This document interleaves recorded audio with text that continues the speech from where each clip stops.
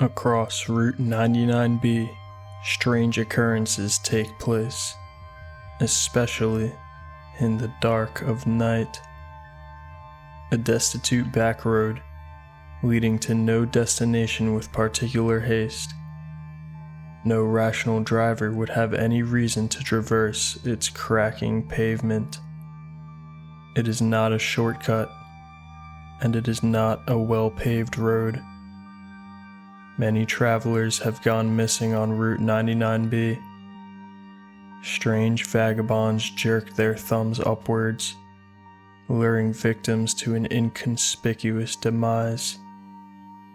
Some report that the road morphs with time. Where once there was a specific sign or a steep curve, an unfamiliar feature would appear. To prefer Route 99B and its dark woodland thickets is an act of rebellion against convention. Such was the case with Mike, a truck driver for a soda company named Welco.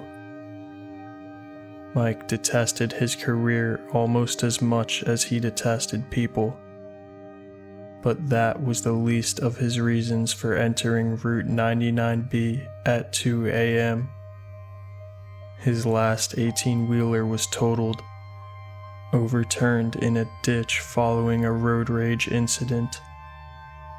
Mike concealed the cause of the accident from Welco, who believed a blown tire caused the damage. Still uncomfortable in his new rig, still testing the waters, Mike had to take it easy. He wasn't in the mood to deal with people and their detest for fellow men among the road. Route 99B was unknown to the latest generation of humanity. Some older folk remembered it in whispers and folk tales. On that dark night, Mike drove his new truck down the accursed road. It was a quiet, serene drive. Coniferous pines lined the sides of the road. The bright headlights of the truck revealed unsettling figures within the wilderness. Mike saw a man in the woods, stalking, staring, wearing a mask crafted from uncanny material. Shrugging off the paranoia, Mike turned on the radio. With a large soda in hand, he whistled jauntily, blocking any thought of what may watch from the shadows. He came to a steep curve, slowing down to accommodate the rugged pavement. Driving around the curve, he went round and round and never stopped. Mike was sure he had driven in a circle twice. He wiped his eyes and wiped his cheek. He looked through the windows, his attention consumed by the brooding woodland. All the while, sweating profusely. He never saw the deer, but he felt a thump against the truck's grill, the rolling corpse beneath the massive wheels as the head was trampled, the bones trampled. The truck screeched to a halt. Mike emerged frantically from the cab, clutching a handgun. He prayed it was not a human, that it was not the man in the woods. A sigh of relief escaped him when he saw the dismembered ungulate carcass. Repulsion and disgust overcame him momentarily. The carcass was obliterated, torn into manifold pieces, spread across the road like an unfinished puzzle. Mike revulsed, looking at the central mass of the corpse, a crushed torso, the head and neck loosely attached. If he had a shovel, he may remove the bits and pieces, bury them in the woods. These thoughts were overridden by rage when he saw the front bumper of his truck, dented, bruised. How was he going to explain this to management? His first trip in the new company vehicle, and considerable damage had already been done. Mike jumped into the driver's seat, slamming the door. He shifted gears and rolled into motion. Finally, he exited the curve that seemed to roll on forever. Cursing, drinking soda furiously, Mike thought of how he would explain the incident, and perhaps a single moment was spared to think of the deer, wondering who would remove the carcass, the intestines scattered like spaghetti. Certainly not him. Certainly not. Street racing, thrilling, indulgent, and highly illegal. Tobias and Richie had been challenging each other for over a month.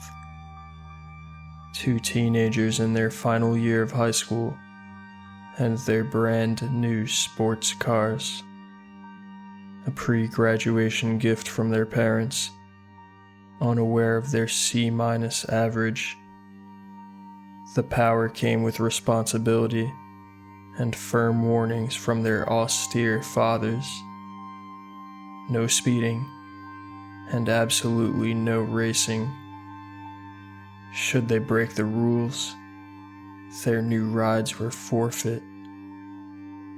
An appalling thought, considering the popularity that came with the vehicles, the fake friends, and the specious girlfriends. But their banter was escalating. The idea of bragging rights became more appealing. Worst of all, everyone bet on Richie to win the race. That was a notion that Tobias could not stand. The competition was set in motion. All the boys needed was a hidden lane to conduct the race. Several suggestions came forth. All were too conspicuous, or too derelict. One among their clique had heard the whispers of Route 99B, the old, abandoned road that no one dared traverse. The cops didn't bother to patrol it. It was ill-maintained and ill-supervised, notoriously long and notoriously wild. The perfect road for an illicit street race. Tobias and Richie met at the route service ramp, overgrown with shrubs. Concrete blocks, once barring access, had been tossed aside by vandals. Riding with Richie was a group of teenagers, the entire friend group, including Richie's girlfriend. They opted for Richie's car because he was the pick to win. He had the faster car. Tobias was alone, all seats empty but his own.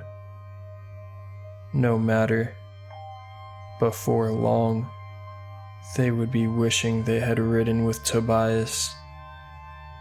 Richie's girlfriend would be in the shotgun seat. The challengers communicated through a two-way radio. They lined up and initiated a countdown. 3, 2, 1. Engines roared, tires screeched, and smoke pervaded the voids of Route 99B. Tobias' car a flash of orange, and Richie's a steel blue.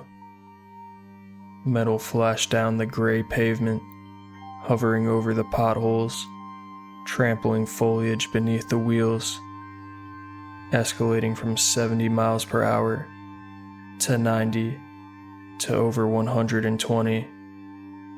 Everything passed in a blur.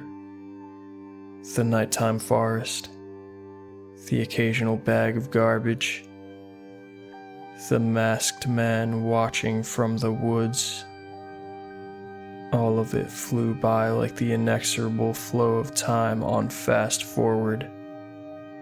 Tobias' hands trembled, sweating as they gripped the wheel. Richie inched ahead, slowly leaving Tobias in the dust. Anger and embarrassment overcame him. Tobias could see his friends and Richie's girlfriend looking at him through the windows, laughing and pointing fingers. Richie, cool and confident, spared one glance toward Tobias. His white smile, the smile that had commandeered popularity in the locker room, mocked and taunted him.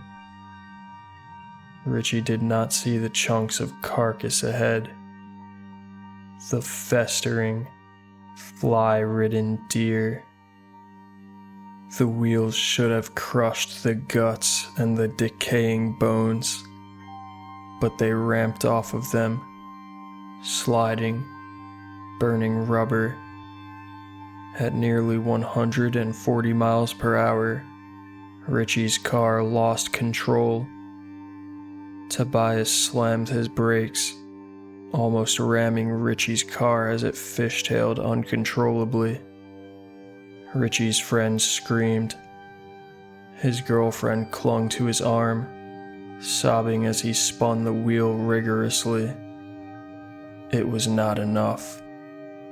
Beside the stretch of straight road was a steep ditch. Richie's car dove into the ditch, nose first, speeding downward like a bullet. It crashed into a mammoth tree with titanic inertia. Richie's head bashed into the steering wheel. It obliterated his nose, shattered his skull, and popped his eyeballs. His girlfriend was ejected through the windshield. Flying like a bird, she broke her neck and spine as she collided with the same tree. The two friends in the back seat were decapitated by their seatbelts. Their blood stained the expensive leather seats. The engine combusted, engulfing the car in an inferno. Tobias came to a complete stop. His brain refused to register what he had just seen. Panicked, Tobias sprinted to the flaming car. The heat was close, searing his face, warning him away. But he could see the headless torsos in the back seat. He could see Richie slumped against the steering wheel, devoid of a face. Tobias stumbled to the deer carcass, his eyes a great flood of tears. Before him lay an abomination. The corpse had been rotting for weeks, perhaps months. Its skin was the color of black mold, blotchy and fuzzy. Worms squirmed within the eye sockets, eating into the ligaments of the cheek and tongue. The limbs were scattered around the road, bare bone with hanging strands of flesh.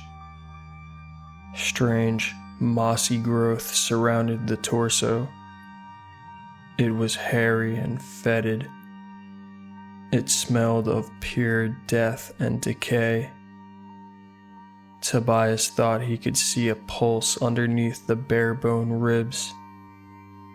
Something was beating, writhing inside. Wrought with intense nausea, Tobias sprinted for his car. Unwilling to think any more about death, he sped off down Route 99B. He sobbed like a little boy. All the while, he thought of the deer. If only the man who had killed it had cleaned up the mess, then everything could have been avoided. Richie would still be alive. Tobias slowed down. Perhaps, if he removed the bits and pieces, if he cleaned up the stinking rot, no one else would have to die. He shuddered, pressing his foot to the pedal. Someone else would eventually do it. Certainly not him, after all that had happened. He only thought of what he was going to say to his father, if he was going to say anything at all. Rachel's life had hit rock bottom.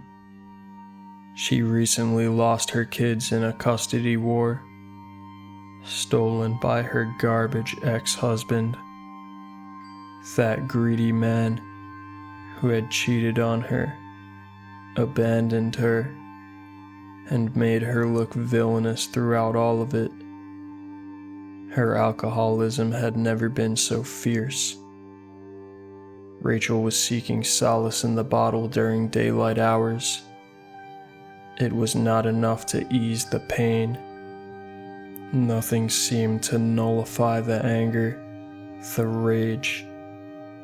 Instead of hard opioids or suicide, Rachel went for long drives at night. Drunk and tearful, she cared little for the outcome of her reckless decisions. She could be arrested or killed, but she didn't care.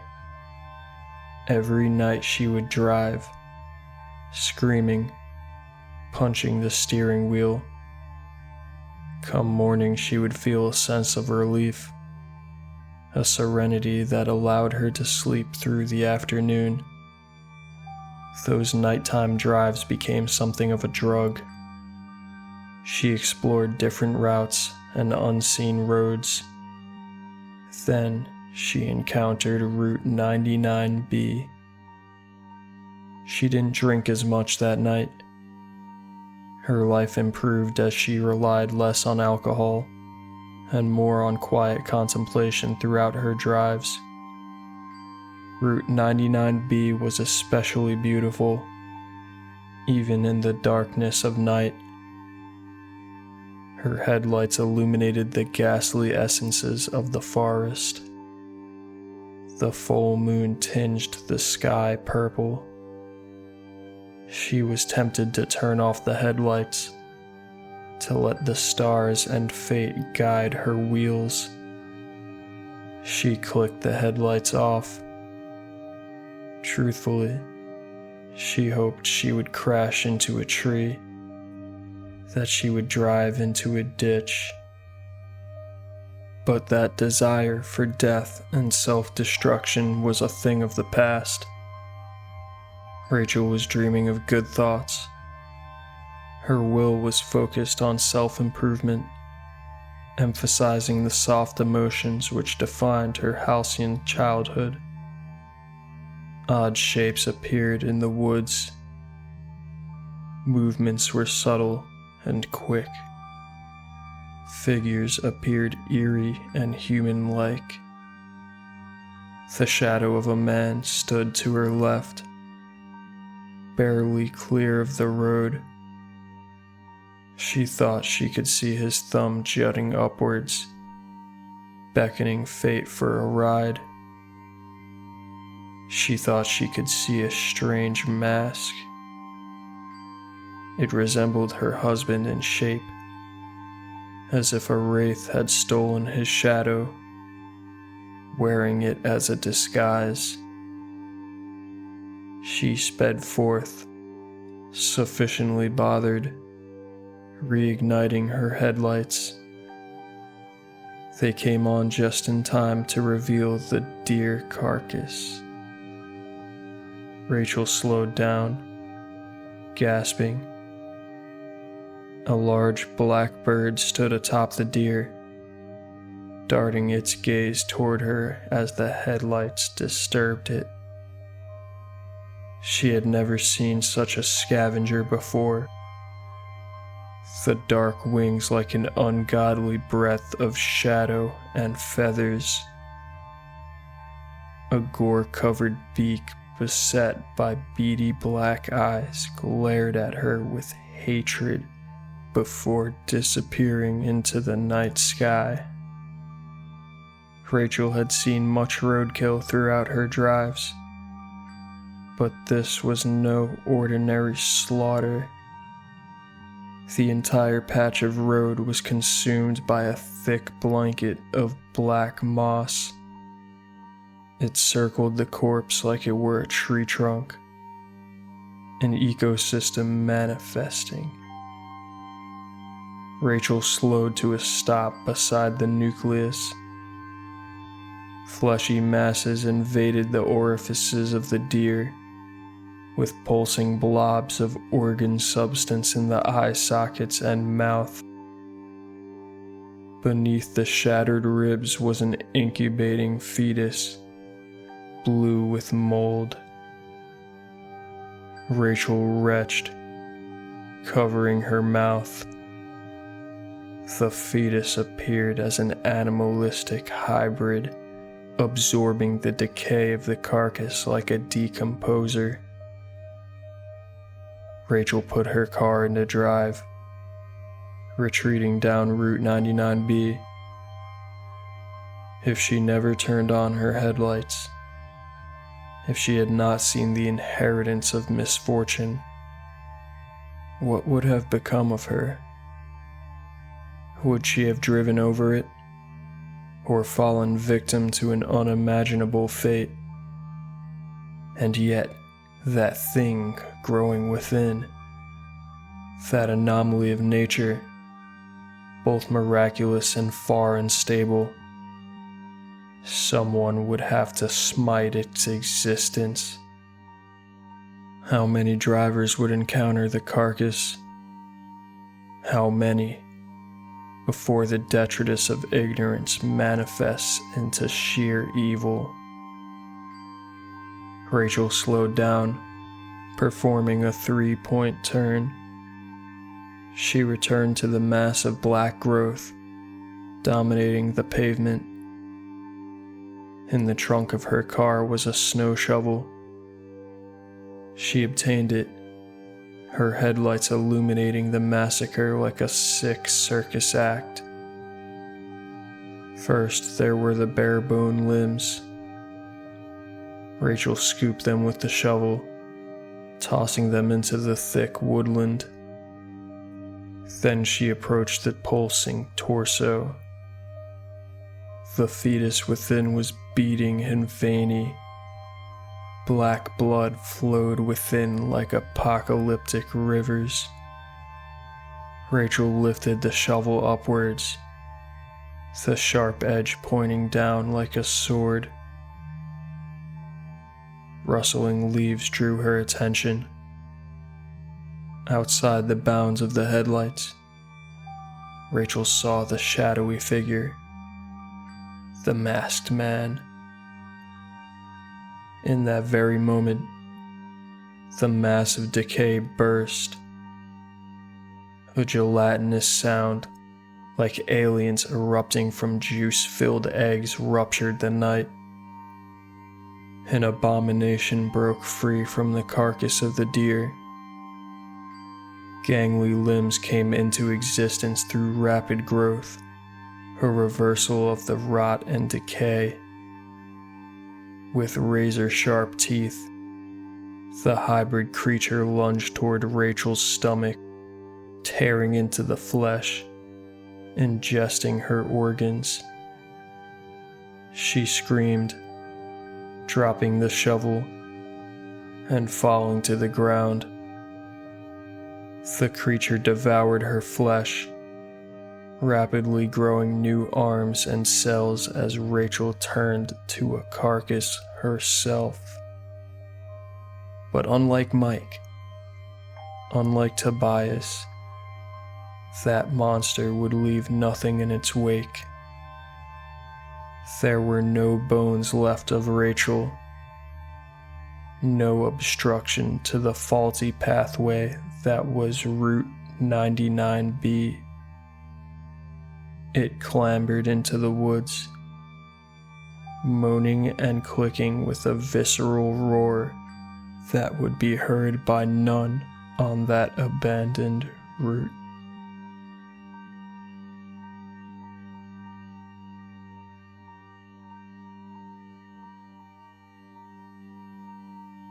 Subject 4D awoke within a nameless lab, overseen by a nameless corporation.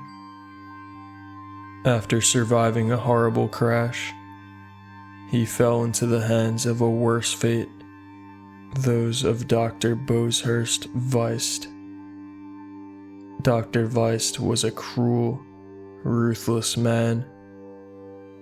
Once, he was described as keen and curious. His domain of research resided in cognitive sciences, with pertinence to memory function. But Weist had been a physicist and a biologist before. Countless experiments were performed on humans and animals alike. Unspeakable breakthroughs had been achieved under the duress of Weist's scalpel, but the outside world would never know of them. Subject 4D had been conveniently wiped of his identity by the recent crash.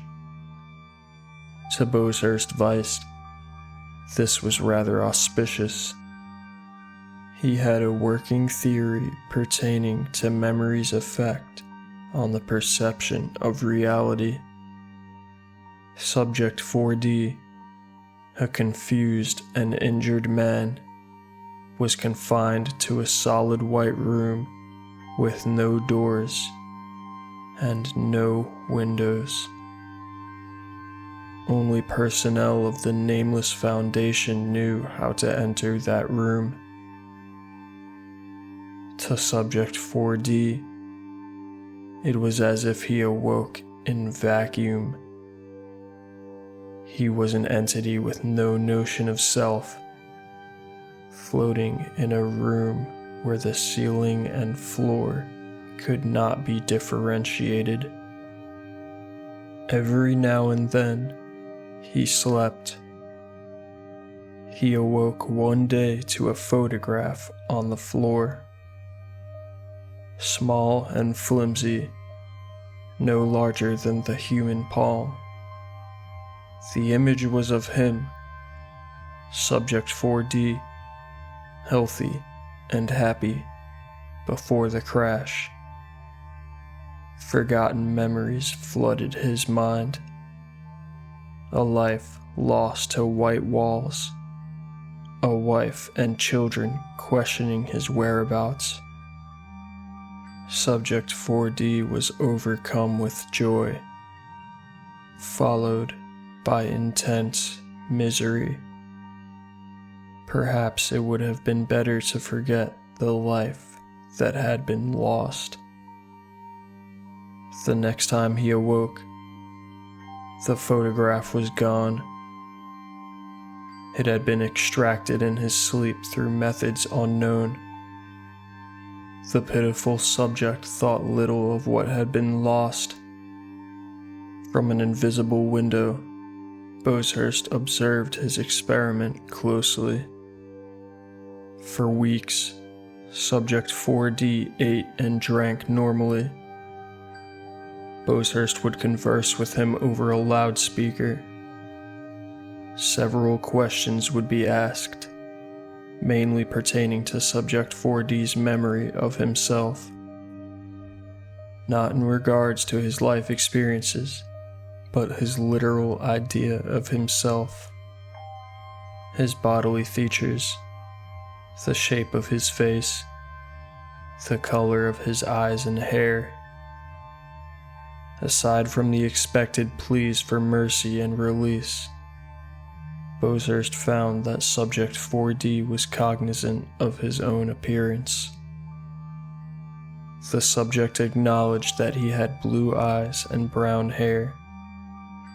Looking at the subject, and then at the photograph, Bozhurst knew this was correct, and so concluded the first phase of the experiment.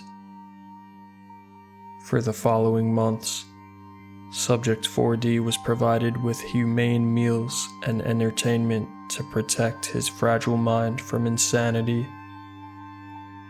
Any reasonable request for comfort was accommodated, with one exception. He could never have a mirror or anything containing a reflective surface. He was denied every request to look at the photograph of himself. This ate away at the subject's contentment. He grew restless, pacing in his room, attempting to glimpse himself by any means. In a vain effort to create a reflection, Subject 4D poured his drink of water on the floor, creating a puddle. To his demise, the bright fluorescence of the room prevented liquid reflection. Dr. Weist was intrigued by his subject's confusion. When Subject 4D awoke from dreamless slumber, he found his photograph neatly inserted into the room.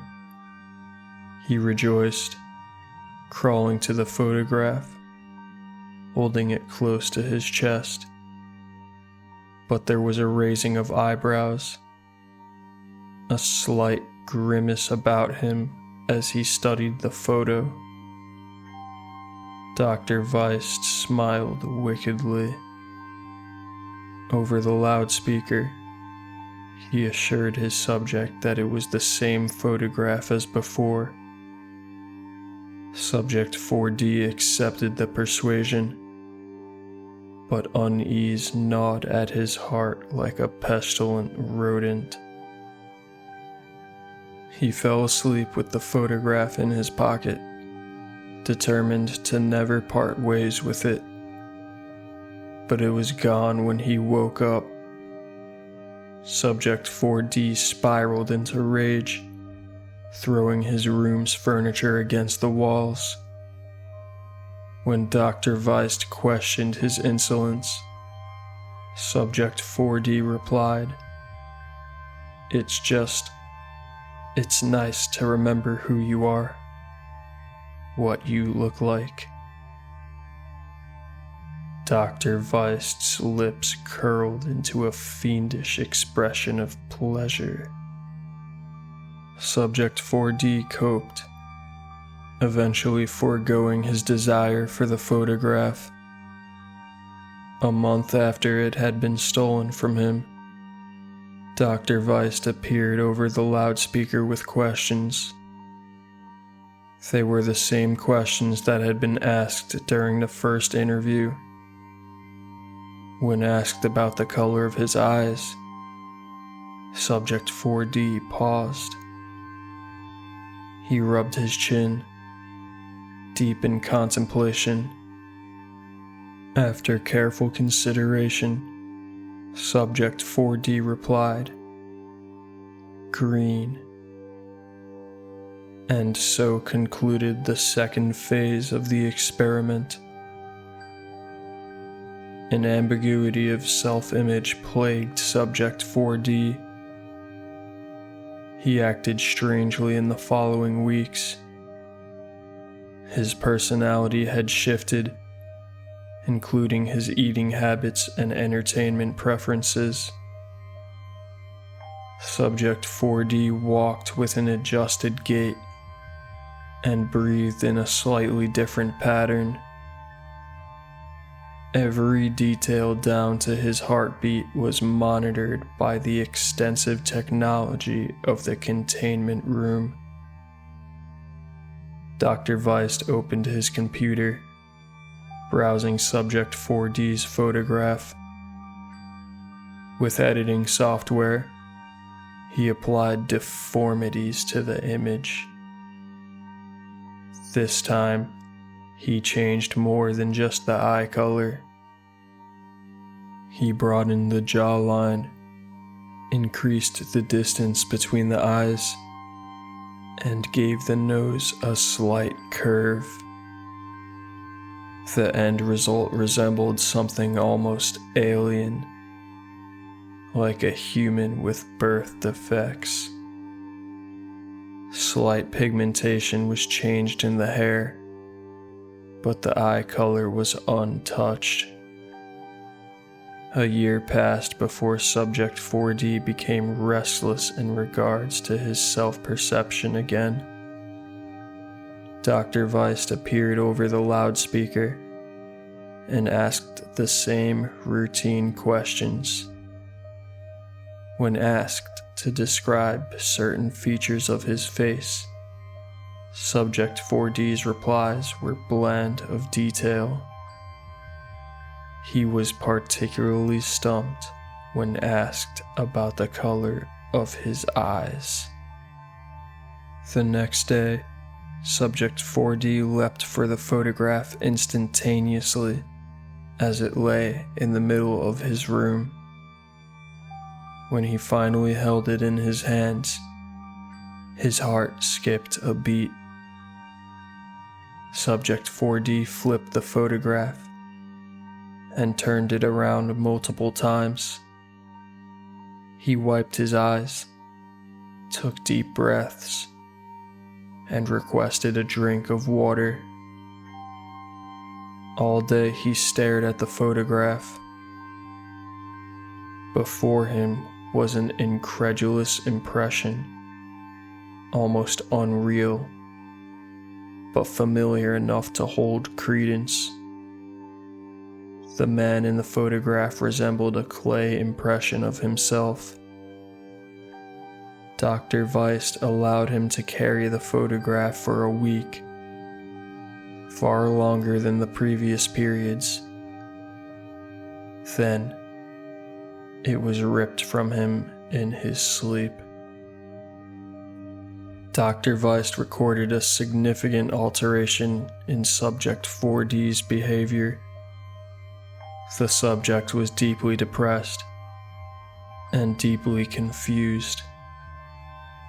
He spent entire days in the corner of his room. He showed no anger toward his captors, but he certainly resented himself. He hardly requested entertainment anymore, but when he did, it was strange television, odd categories of websites, even to the deranged tastes of Dr. Weist. No questions were asked over the loudspeaker. Rather, Subject 4D awoke to a blank sheet of paper and a handful of pencils. Politely, Subject 4D was asked to sketch itself. This came as a fearsome challenge to the subject. It was gripped with fear upon receiving the task. Apprehensive to pick up the pencil, Subject 4D paced about its room, unsure of how to proceed. 24 hours passed, and not a single line was drawn. Shaking and trembling, Subject 4D declared that it was refusing the task. Dr. Weist did not like this. Not at all. In the days following, Subject 4D received no food or water. As it shriveled into an emaciated skeleton, Subject 4D crawled to the pencil and paper, which had never left its room. With closed eyes, it drew itself, witnessing what it had created.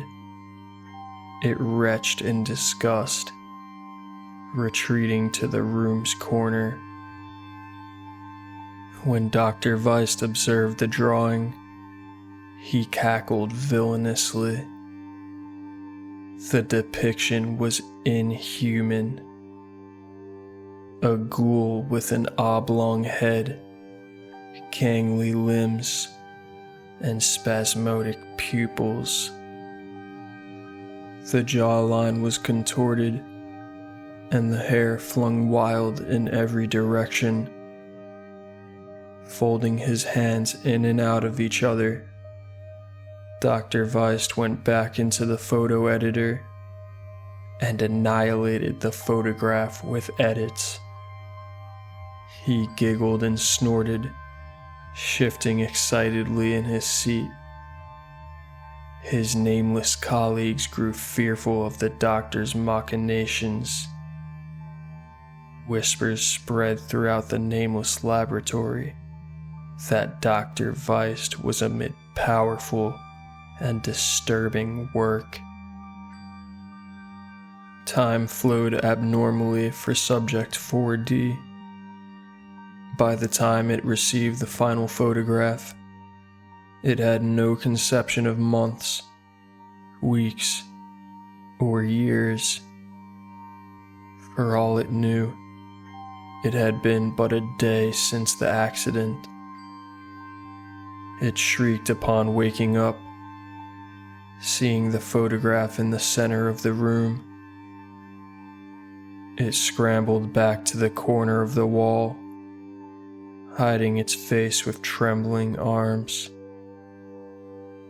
Dr. Weist appeared over the loudspeaker. "Look at it," he said with booming authority.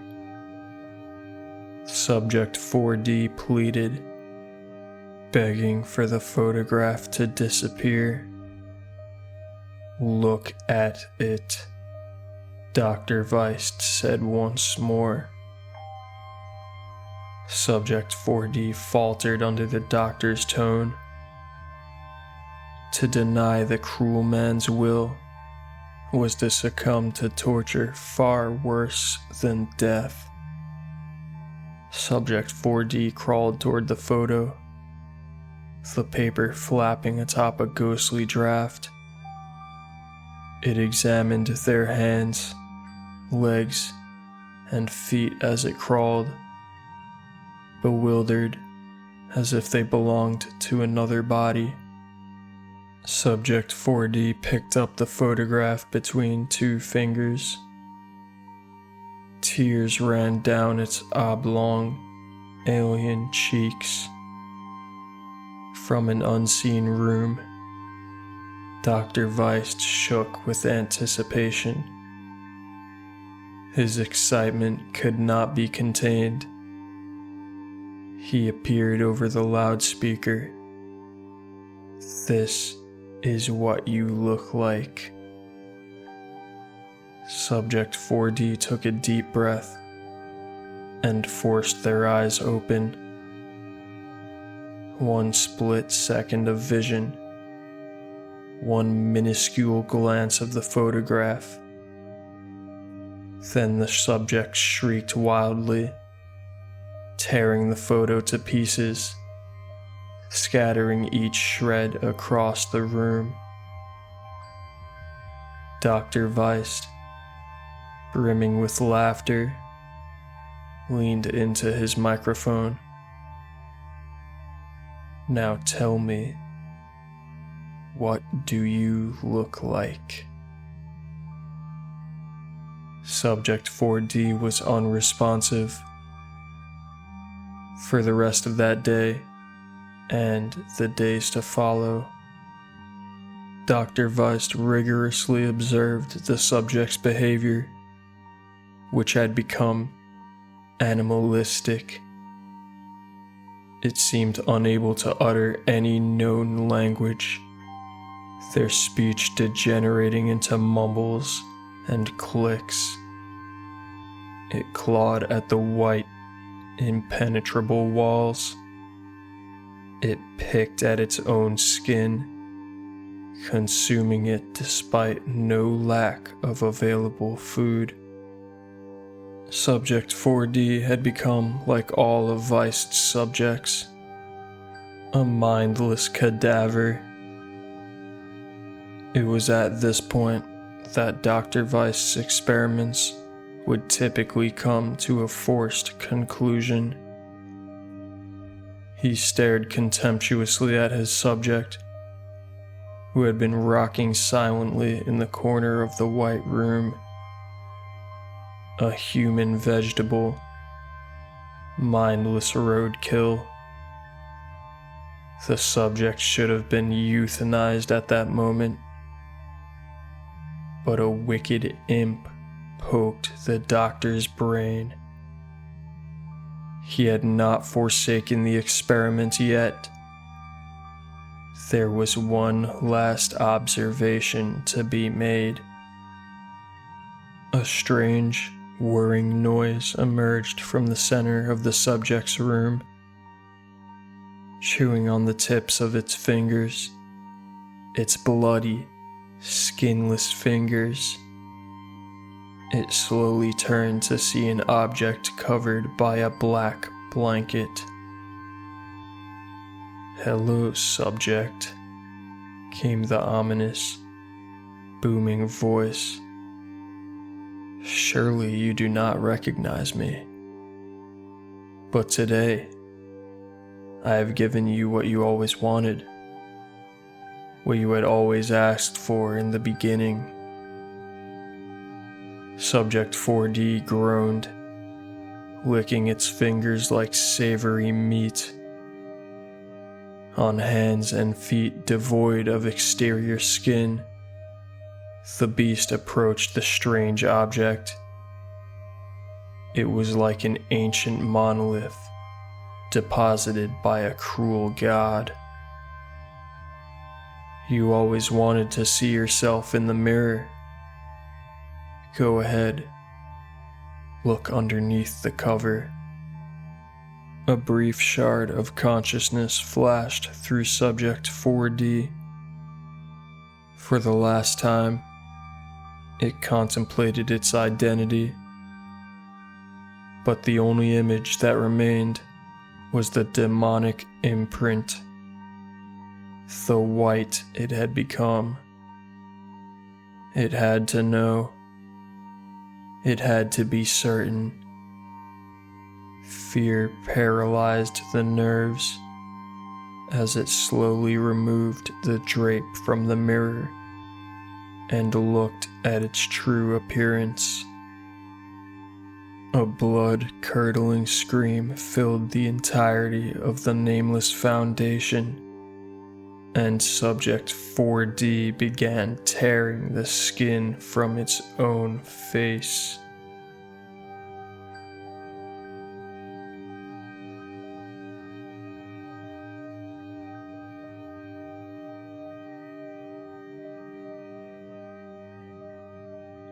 High school was wasted on skateboarding and drugs.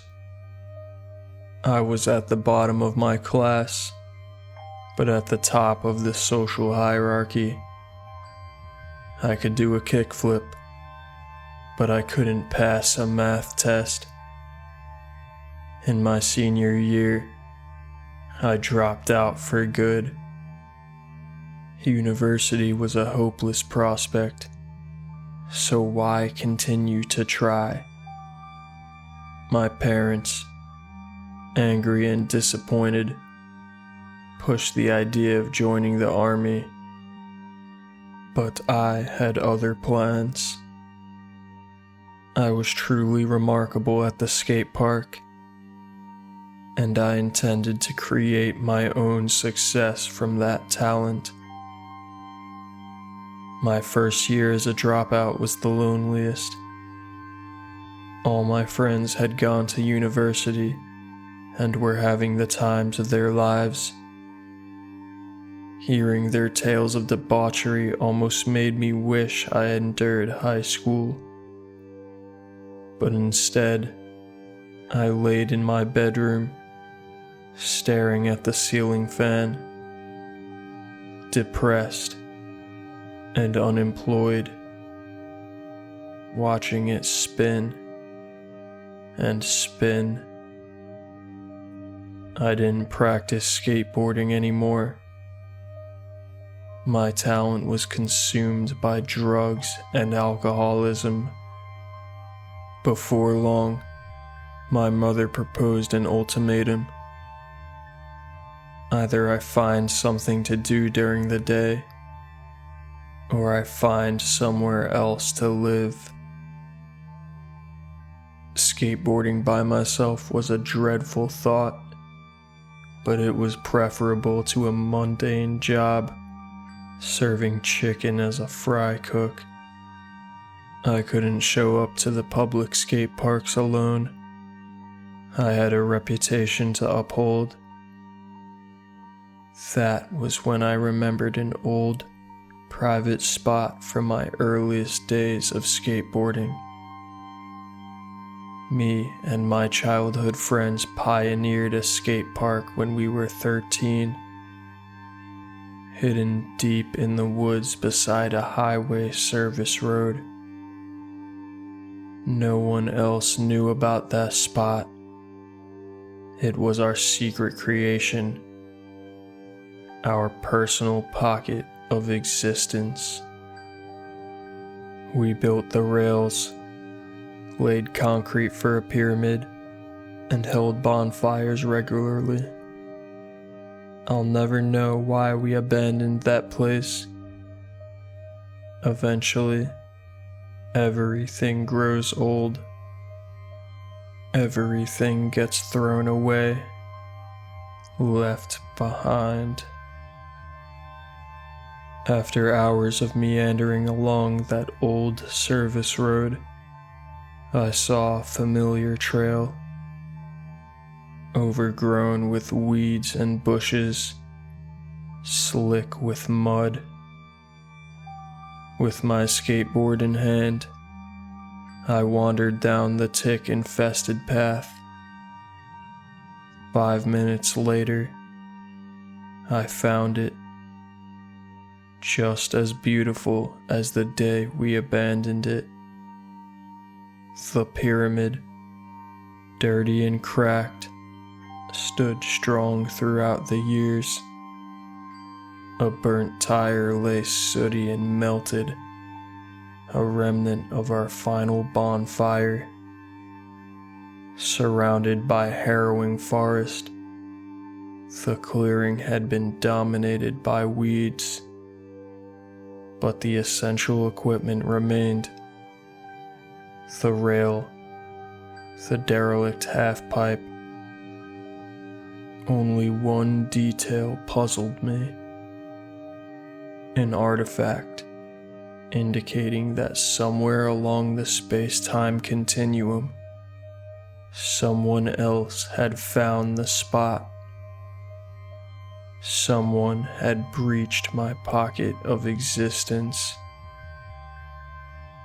Hanging from a thick tree branch was a black leather jacket. It was a menacing article, the sunlight dying upon its pure black pigment. I would fear whichever ruffian adorned the jacket, yet I envied it.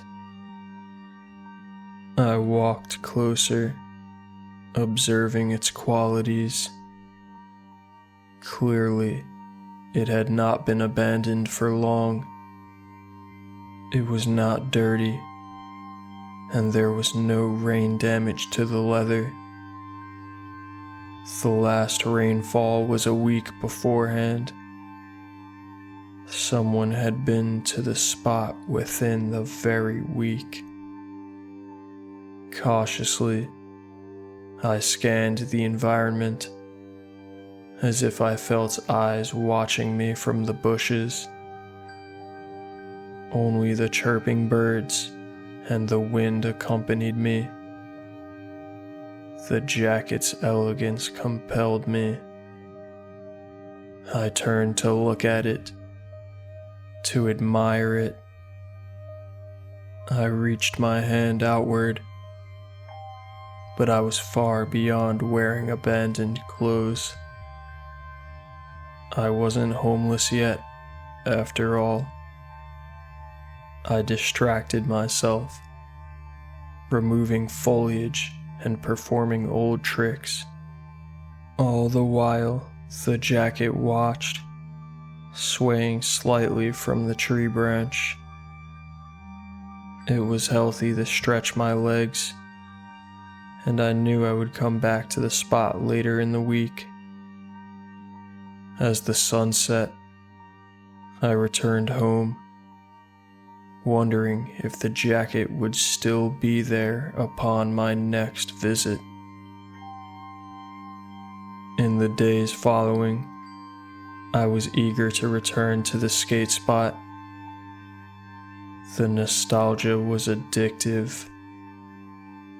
When I went back, it was both a surprise and a relief to see the jacket, still black and pristine, still hanging from the tree branch.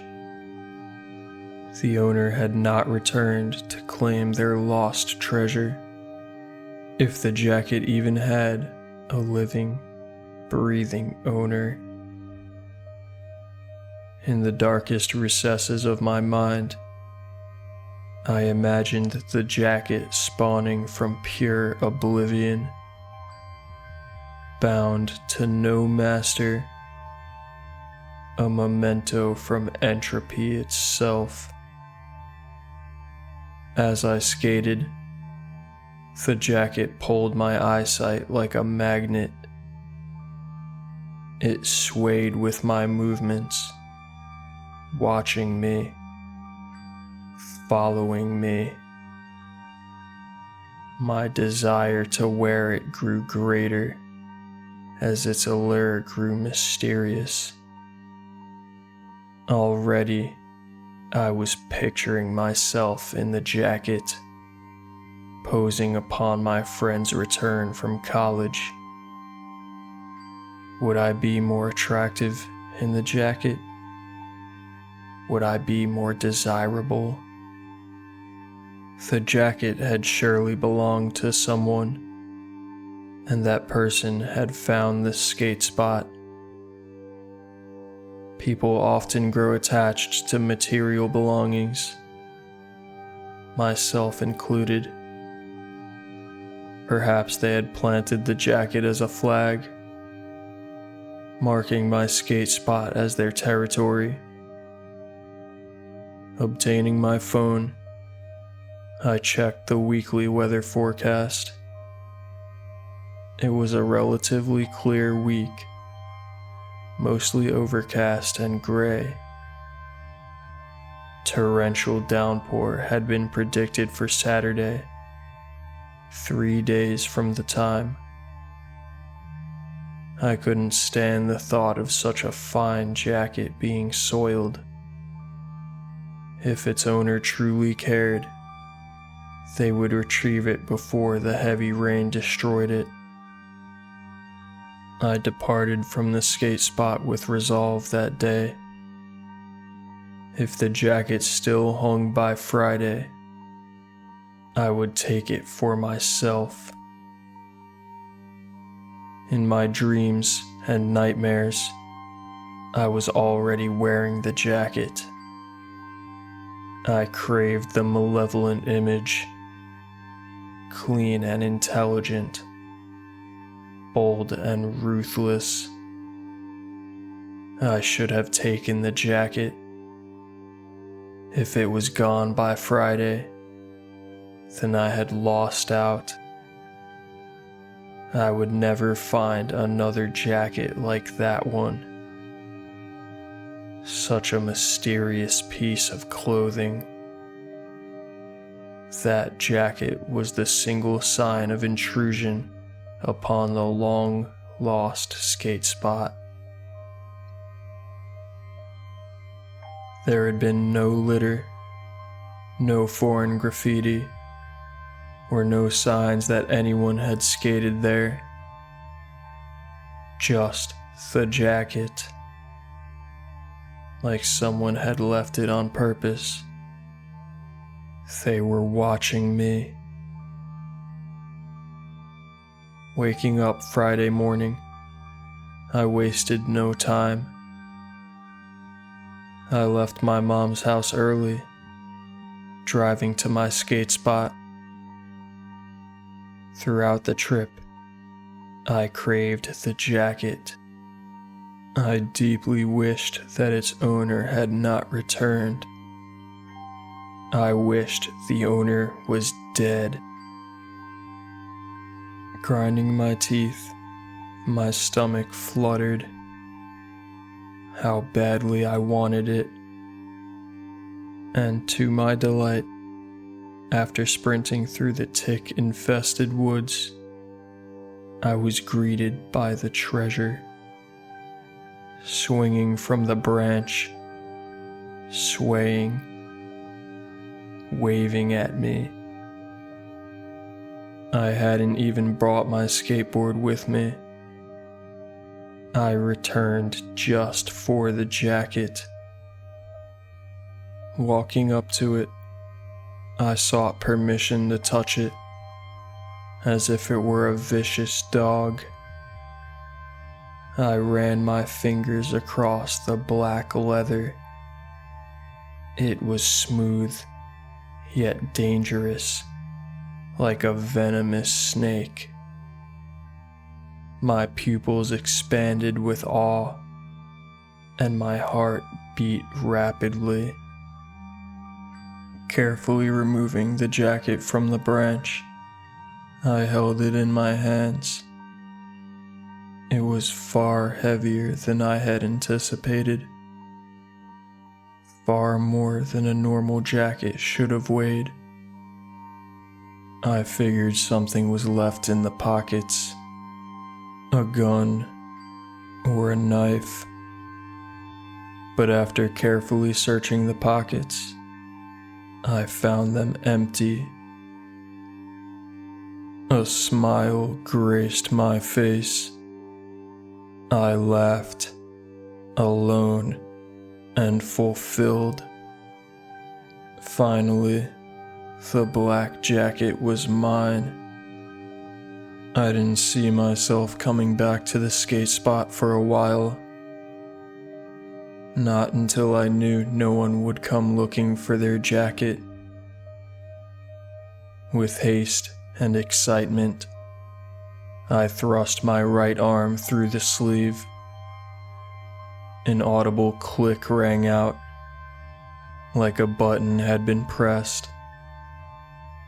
What followed was the greatest stinging and burning sensation I ever felt. It was excruciating, like sticking my arm in piping hot fryer grease. But it was not fire that ravaged my arm. Sharp, metal spikes jutted out from the inside of the sleeve. They pierced my arm, penetrating every centimeter of its length down to the fingers of my hand. I uttered a gut-wrenching scream, wildly flailing my tattered limb. It was like barbed wire teeth, grinding, stinging, tearing, and eating away at me.